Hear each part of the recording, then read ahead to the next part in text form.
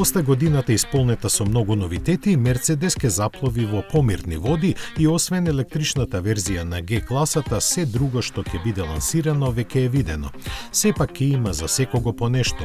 Од Штутгарт оваа година ги очекуваме кабриолет верзијата на CL, редизајнираните EQ-A и EQ-B, втората генерација на AMG GT, ексклузивниот Maybach EQS SUV, футуристичкиот EQT и уште пар други протагонисти на трикраката ѕвезда.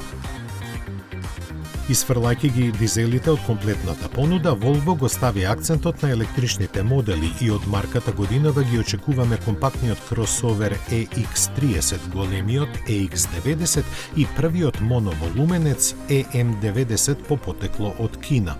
Ваквата комбинација е една од причините зашто менеджментот на компанијата е уверен дека производството во догледна иднина ќе надмине 1 милион возила. Неговата братска марка Polestar во годинава што следи ќе го лансира својот трет модел, компактниот кросовер со шведски гени и електрични погонски групи, освен во Кина ќе се произведува и во Соединетите Американски држави.